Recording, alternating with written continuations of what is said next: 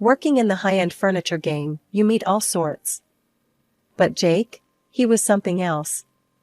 Every Thursday, like clockwork, he'd stroll into the showroom with a coffee in hand and a lopsided grin that said he owned the place, even though he never bought squat. I remember the first time he walked in. I was arranging a display of Italian leather sofas, real pricey stuff. He sauntered over, his eyes scanning the price tags, but not in the way most folks do. "Hey there," he started, leaning too close to a lamp that cost more than most people's rent. "What's the story with this one? Looks comfy enough to sleep on forever." I smirked, stepping in before he could test that theory. "It's handcrafted. Top of the line. But yeah, definitely not for napping." Jake chuckled, running a hand through his messy hair. "Guess I'll have to keep my shoes off then." We chatted, mostly him asking about the furniture, me trying to gauge if he was serious about buying anything. Turns out, he wasn't. That first day, he left with a wave and a "see you around." One slow afternoon, he dropped by with that same casual swagger. The store was dead, which meant I couldn't avoid a longer convo. "So, Elsie, right? You ever get tired of talking about couches and tables all day?" I leaned against the counter, crossing my arms. "It pays the bills. Besides, it's not so bad." "What's your deal anyway? You come in here all the time, but never buy anything. Are you in the biz, or just like messing with me?" Jake's laugh was a full-bodied sound that filled the room. "Nah, I'm not messing with you. Just like the vibe here, I guess. Plus, you're kinda fun to talk to." That day, he stayed longer than usual. We talked about everything, music, movies, you name it. He had an opinion on everything and a story to match. When he finally left, he turned at the door. "Hey, Elsie, you wanna grab coffee sometime? Outside of these expensive walls?" I hesitated. This was new territory. "Sure, why not? But if you're planning to run a tab there too, I'm bringing a calculator." "Deal," he said with a laugh, and then he was gone. Coffee with Jake became our thing. Every time we met, he'd pick a spot as eclectic as the furniture he never bought. Each cup of coffee felt like a continuation of a conversation that never really ended. It flowed from furniture to life plans, from jokes to personal dreams. A year flew by since Jake and I started dating. He had this knack for making ordinary days feel like little adventures. It wasn't just coffee dates anymore. We had road trips, late-night movie marathons, and lazy Sundays spent wandering through flea markets. He seemed genuine, you know? Like a real stand-up guy. Then, out of the blue, during a picnic in the city park, nothing fancy, just us and some takeaway sandwiches, Jake got down on one knee. I almost choked on my soda. "Elsie, will you marry me?" he asked, holding up a ring that caught the sunlight just right. I laughed, half because I was nervous, and half because it felt so right. "Are you serious right now?" "Dead serious.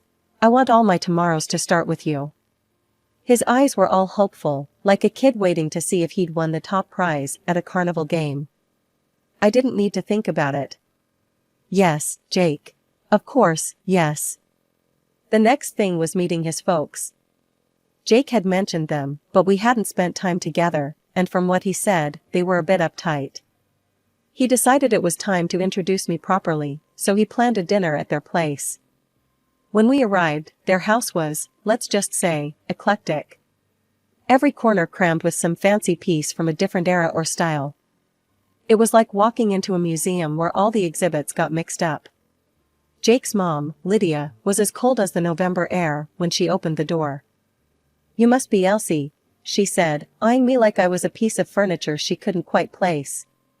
"Yes, nice to meet you," I managed, trying not to let her scrutiny get to me. We sat down to dinner, and the vibe was stiff. Jake tried to lighten the mood, but his dad, Harold, only thought a bit after Jake mentioned my job at the luxury salon. "So, you work with expensive furniture? Designer pieces?" Harold asked, his tone shifting from indifferent to slightly intrigued. "That's right," I said. "I help people choose pieces that work for their homes." Lydia perked up too. And you have savings? That's good. Very good.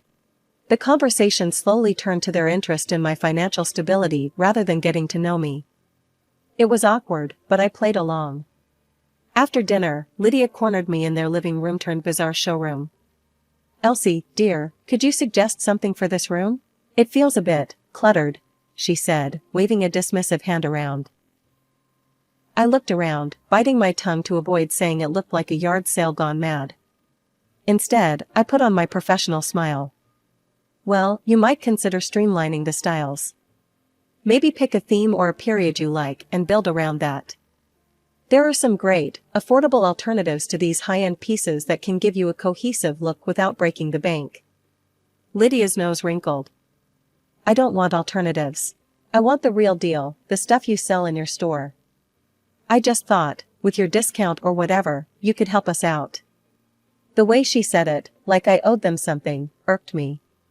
But Jake was watching us, a hopeful look in his eyes, like he wanted this to go well. "I'll see what I can do," I said finally, even though I knew I'd be careful about any help I offered. Wedding talks with Jake and his parents were like walking into a hurricane and trying to stop the wind. His folks had their hearts set on a blowout bash. But here's the kicker. Lydia, with her taste for the finer things, dropped this gem during dinner one night. Women always dream of big weddings, so they should foot the bill, right? Her smirk told me she wasn't just throwing ideas around. She meant it. I nearly choked on my water. "Well, Lydia, this woman dreams of a simple wedding. We're not breaking the bank or my sanity over one day." Jake, caught in the crossfire, gave me that look, the "please go easy on my mom" look. But nah, not this time. "Elsie's right," he finally said, though his voice had the weight of a man walking to the gallows. "We'll keep it simple." The wedding day came, and true to my word, it was simple, beautiful, but understated. Jake's parents plastered on their best sour grapes faces throughout the ceremony. I caught Lydia muttering to a relative, "You'd think a girl who sells fancy furniture could put on a better show." I let it slide. The day was about us, not them. I was floating, my heart full, as I said I do, to a modest gathering of our closest friends and family in the little garden behind our favorite cafe. Post-wedding life kicked off with Jake suggesting we rent a large apartment. "You can deck it out just how you like," he said, knowing full well his bank account was running on fumes. "I'll pitch in when things pick up for me." So, I signed a lease for a chic place that cost a pretty penny, $500 a month. My savings took the hit for the furniture and appliances. I went all out, styling it into a space that could have graced the pages of a design mag. When his parents visited, Lydia's eyes nearly popped out. "This place, it's like something out of a movie," she gasped, touching the suede of the couch like it might vanish. "I want this. All of this." Jake beamed like he'd built the place himself. "Elsie has an eye for style," he boasted to his friends over drinks one evening, the apartment serving as the perfect backdrop for his tall tales of taste. But the bills? All mine. Rent checks, furniture receipts, you name it. My bank account knew the truth, even if Jake was playing the part of the man of the house. One particularly sharp memory was when Lydia pulled me aside during one of their visits, her voice a mix of honey and vinegar. "Elsie, darling, maybe you could help us do the same with our place? Since you're so good with money and all." The way she said it, like I was some kind of cash wizard, it almost made me laugh. Almost. "Lydia, decorating's one thing, but managing money's another. You start with a budget, something realistic." Her face fell. Clearly, budget was a dirty word in her book. But I wasn't about to school my mother-in-law on finances on top of everything else. The grind at the luxury furniture salon paid off. After months of hustling, the bosses noticed, and bam, promotion landed in my lap. They shuffled me over to the wholesale department, a whole new game with bigger clients and bulk deals. The team there was tight-knit, but they welcomed me with open arms. One person, in particular, made the transition smoother, my new boss, Sarah. She was around my age, sharp as a tack, and had an eye for design that even I admired. We clicked right off the bat, swapping stories about nightmare clients and dream projects over coffee breaks. One evening, back at our plush apartment that I'd decked out from my own pocket, I mentioned Sarah to Jake over dinner. "She's got this killer instinct for deals, you know? Closed 2 just this week that everyone thought were dead in the water," I said, passing him the salt. Jake, munching on his spaghetti, looked intrigued. "Sounds like a powerhouse. We should have her over for dinner, show off some of your handiwork here. Might be good for your career, huh?" So, we invited Sarah over the following weekend. I spent the day tidying up, while Jake decided he was Gordon Ramsay. The menu was his doing: roast chicken, garlic mashed potatoes, and green beans, fancy, but not too over the top. Sarah arrived on time, her eyes widening as she stepped into the living room. "Wow, Elsie, this place is incredible. You did all this?" "All her," Jake chimed in, leading her on a tour. "Wait till you see the dining setup." Dinner was lively, thanks to Jake. He was on a roll, cracking jokes, refilling glasses, laughing a little too loud. At some point, he was more of a host than I was in my own home. I caught him a few times, being extra attentive to Sarah, laughing a touch too heartily at her jokes, which were funny, but not that funny. It bugged me enough that I pulled him aside while Sarah was in the restroom. "Hey, what's with the show?" I whispered, nodding toward the dining room. Jake kept his voice low, a serious look crossing his face for just a second. "I am trying to impress her. For you. Maybe she'll speed up another promotion or something." I frowned. "I don't need you to charm my boss for a promotion, Jake. I can handle my career." When Sarah came back, we rounded off the evening with dessert, chocolate cake, Sarah's favorite, as I'd mentioned to Jake. He listened, at least when it suited his plans. After Sarah left, praising the meal and the company, Jake slumped on the couch, grinning like he'd won a prize. "See? Told you it'd go great." I sat beside him, not quite sharing the sentiment. "It was nice, but don't do that again." "I don't need a show, just be normal next time." Jake just waved a hand, dismissing my concerns as he turned on the TV. "You worry too much. It was fine." But it wasn't fine, not really. His act felt off, like he was playing a part. Since the promotion, my paycheck had grown nicely, which, naturally, led Jake to find new ways to spend it. First up, his wardrobe. "Babe, I can't keep wearing these old suits. If you want me to be promoted too, I gotta look the part," he'd argued one evening, thumbing through a catalog of designer suits that cost more than our rent. "Fine, we'll update your closet. But keep it sensible, okay?" I conceded, figuring if it boosted his confidence, it might help him in his own career. The new Jake was a dapper one, and he was all too eager to show off his revamped style. Not long after the wardrobe overhaul, he had another idea. How about dinner out with Sarah again? Could be fun, right? It sounded harmless enough, so I agreed. The night was a success, full of laughter and pricey wine. At the end of the evening, when the check came, Jake made a show of grabbing it. "Let me get that for you," he told Sarah with a flourish. She smiled, a bit awkwardly.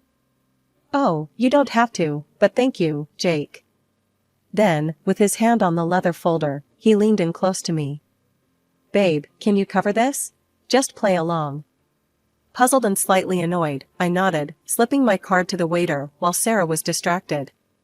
Jake was beaming like he'd just closed a major deal, and I couldn't help but feel like I was being played in my own life. This pattern didn't stop. Dinners turned into weekend getaways, which Jake insisted on initiating, and I unwittingly financed. He'd tell Sarah, "Don't worry about the cost, we've got it," while winking at me across the room. It was during one such trip, a luxurious beach resort stay, that I hit my breaking point. As I signed yet another exorbitant bill, Jake clapped me on the back. "Isn't this great? Sarah's having a wonderful time. Good for your career, this." That night, in our hotel room, I confronted him. "Jake, I can't keep this up. These trips, these dinners. It's too much. We're supposed to be a team, but I feel like your bank more than your wife." Jake's face darkened, his voice cold and sharp. "I'm doing this for you, for us. If you can't see that, maybe you should just enjoy it alone. I'm busting my ass here trying to help your career. After that, things changed. Jake started staying late at work, or at least that's what he said. Sudden meetings, unexpected calls, it became his new normal. I was sad, sure, but also furious. I wasn't going to be his meal ticket anymore. The joy of our dinners and trips had soured, turning into a reminder of how much I was losing, not just money, but a partner I thought I knew. The call from Sarah to come to her office immediately sent a cold wave of anxiety through me. What could it be? My mind raced with every possible mistake I might have made, every deadline, every email. I knocked on her office door, my heart hammering in my chest, and stepped inside. Sarah was sitting behind her desk, her expression serious, the usual warmth absent. My gaze fell on an alarming number of bouquets and unopened gift boxes piled in one corner. "Elsie, please, have a seat," she gestured to the chair across from her. "We need to talk about something important." Her tone was so grave it made my stomach turn. I sat down, clutching my hands in my lap, preparing for the worst. Sarah sighed, her eyes meeting mine with a mixture of concern and discomfort. "It's about Jake," she started, and my heart sank. "His behavior has been, well, inappropriate." I blinked, confused. "Inappropriate how?" She gestured to the gifts. "He's been sending these. Flowers, jewelry, even designer clothes. It's excessive and, frankly, uncomfortable for me. He's crossing professional and personal boundaries, Elsie." I felt a hot flush of embarrassment. I had no idea," I stammered, feeling naive and foolish. Sarah leaned forward, her voice softening. "I value our friendship, and I respect you immensely, Elsie. That's why I need to be honest. He's making advances. I've told him repeatedly that I'm not interested, that I see him only as your husband, but he isn't listening." I swallowed hard, a lump forming in my throat. "Thank you for telling me, Sarah. I'll handle it." My voice was a whisper, barely holding back tears. I got home, still reeling, only to find Jake in the living room, a suitcase by his side. His demeanor was light, almost giddy, which only fueled my growing anger. "There you are. I've got news." He beamed at me impudently, as if oblivious to the storm inside me. "I've decided it's time for a fresh start. Quit my job today, and I think it's best if my parents move in here. You should find another place." His words hit me like a physical blow. "What are you talking about, Jake? Your parents? Why would I leave?" He shrugged, annoyingly calm. "Come on, Elsie. This place is too good for just us. And let's be honest, it fits their style more. Plus, you can afford another spot, no big deal, right?" I stared at him, disbelief and anger intertwining. "No big deal? You cheat, you lie, you spend my money, and now you kick me out? Whoa, cheat? What are you on about?" His feigned ignorance was infuriating. "Don't play dumb, Jake. Sarah told me everything, the gifts, the advances. How could you?" My voice cracked, tears threatening to spill. Jake's face hardened. "So what? She's richer and more promising than you, so I just want to get a better life. Just pack up and go, Elsie." His words were a dagger, cutting through any remaining ties of affection I had for him. That night, I lay in the spare bedroom, the reality of my crumbling marriage suffocating me. Jake's betrayal was clear, his intentions laid bare. By morning, I knew what I had to do. The next morning, I had found a new apartment online, a smaller, quieter place that felt like a fresh start. I signed the lease electronically and called the movers, all before Jake had even stirred from his sleep. As the movers started arriving, I was methodically showing them around, pointing out what to take. I'd gathered all the receipts and proofs of purchase for the furniture, my furniture, that I'd paid for with my hard-earned money. I was ready, determined. Jake stumbled out of the bedroom, bleary-eyed and confused as he saw the movers loading up boxes. "What's going on, Elsie? Why are you taking the furniture?" I held up the folder stuffed with receipts. "Because it's mine. I bought it, I paid for it, and it's coming with me. Any questions? He opened his mouth, then closed it, the reality hitting him as his eyes swept over the evidence in my hands. Just then, his parents burst through the door. His mother, Lydia, took one look at the scene, movers carrying out chairs and tables, and she lost it. Stop. Stop right now. Put my furniture back. The movers paused, looking unsure. I nodded firmly at them. Keep going, guys. It's all documented. Lydia was frantic, her voice rising in panic as she turned to Jake. How are we supposed to live here without any furniture? What are we going to do? I couldn't help but laugh. Oh, don't worry, Lydia. I'm sure Jake's new girlfriend will furnish your lives splendidly, I said, the sarcasm dripping from every word. His mother looked at him hopefully, her eyes darting back and forth between the emptying apartment and her son. And your little boss is going to buy us all this? Is she going to take care of us now? I shook my head, almost in disbelief at their audacity. Actually, I spoke to her yesterday. She wants nothing to do with you or Jake. She's sending back every ridiculous gift he bought.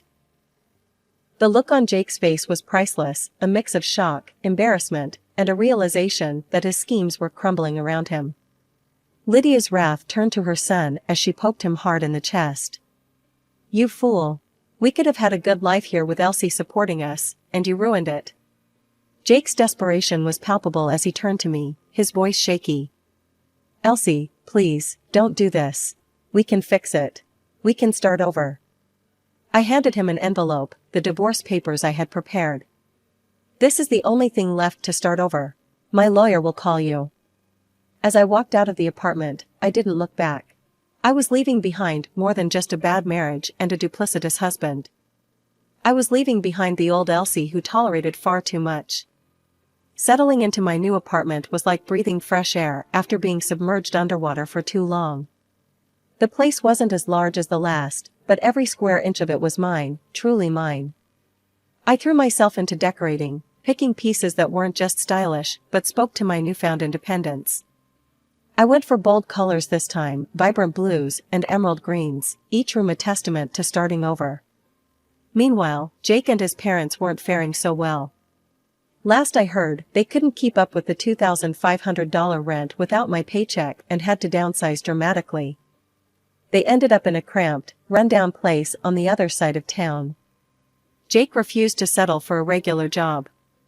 He bounced around, looking for another golden ticket, while his mom, Lydia, had no choice but to get a retail job. Their palace built on expectations had crumbled, and from what snippets I caught through mutual friends, so had their tolerance for each other. Then, one afternoon as I was setting up a new art piece in the living room, my phone rang. The sweet, sugary tone of Lydia's voice oozed through the speaker when I answered. Elsie, darling, it's Lydia. How have you been? We've all missed you so much over here. I almost dropped the phone, half laughing, half in disbelief. Missed me, Lydia, or my paycheck? Let me guess, you want me to come back? To what? Watch Jake chase dreams while I foot the bill. No thanks, Lydia. You don't understand, Elsie, we're family. She tried again, her voice now a mix of desperation and saccharine. Family? I scoffed. Family doesn't use each other, Lydia. You should try supporting yourselves for a change. Before she could respond, I hung up and blocked the number. That part of my life was closed, sealed, and good riddance to it. In contrast to the chaos that was my past life, my career was flourishing. Sarah and I had grown closer, her respect for me solidifying after I handled the personal turmoil with as much grace as I could muster. She hinted last week that another promotion was on the horizon, something that would put me even more in control of my professional path. It was like the universe rewarding me for all the hardships. One evening, sitting in my newly decorated living room, I reflected on everything that had happened. The apartment looked incredible, a true reflection of my style and spirit. I had new friends coming over that night, colleagues who appreciated me for my skills and company, not for what my bank account could do for them. The doorbell rang, pulling me from my thoughts. I opened the door to smiling faces, genuine and happy to see me. As we gathered around the sleek, modern dining table I'd picked out myself, laughter filled the space, bouncing off walls that echoed a new chapter of my life.